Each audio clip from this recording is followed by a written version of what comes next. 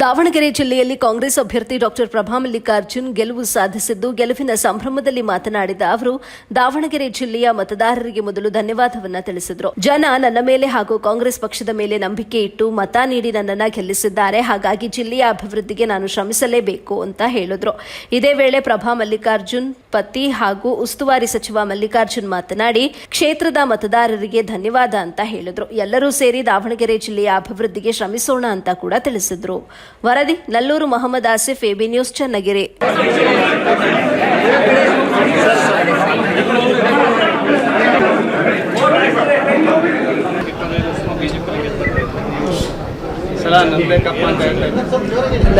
ಬಹಳ ಸಂತೋಷ ಅನಿಸ್ತದೆ. ಮೊದಲನೇದಾಗಿ ನಮ್ಮ ಎಲ್ಲ ಮತದಾರರಿಗೆ ತುಂಬು ಹೃದಯದ ಧನ್ಯವಾದಗಳು. ದಾವಣಗೆರೆ ಇಡೀ ಲೋಕಸಭಾ ಕ್ಷೇತ್ರದಲ್ಲಿ ನಮ್ಮ ಪಕ್ಷಕ್ಕೆ ಆಶೀರ್ವಾದ ಮಾಡಿದಂತಹ ಎಲ್ಲ ಮತದಾರರಿಗೂ ಕೂಡ ತುಂಬು ಹೃದಯದ ಧನ್ಯವಾದಗಳು.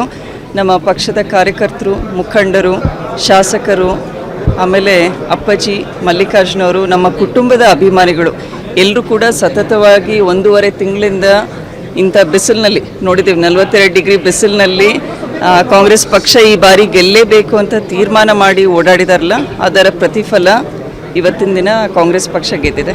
ದಾವಣಗೆರೆ ಮತದಾರ ಬಂಧುಗಳಿಗೆ ದಾವಣಗೆರೆ ಕ್ಷೇತ್ರದಿಂದ 8 ಕ್ಷೇತ್ರಗಳಲ್ಲಿ ಭಾಳ ಉತ್ಸುಕರಾಗಿ ನಮಗೆ ಆಶೀರ್ವಾದವನ್ನು ಮಾಡಿದ್ದೀರಿ.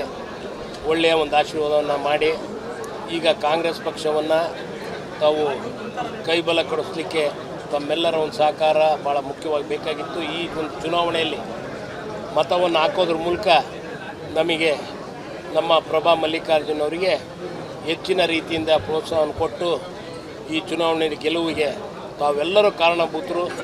ತಮ್ಮೆಲ್ಲರ ಒಂದು ಆಶೀರ್ವಾದ ಸದಾ ಹಿಂಗೆ ಇರಲಿ.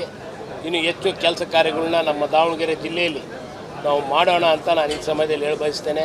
ಮತ್ತೊಮ್ಮೆ ನಾನು ನಮ್ಮ ಆತ್ಮೀಯ ಮತದಾರ ಬಂಧುಗಳಿಗೆ ತುಂಬು ಹೃದಯದಿಂದ ಅಭಿನಂದನೆಗಳನ್ನು ಸಲ್ಲಿಸ್ತೇನೆ.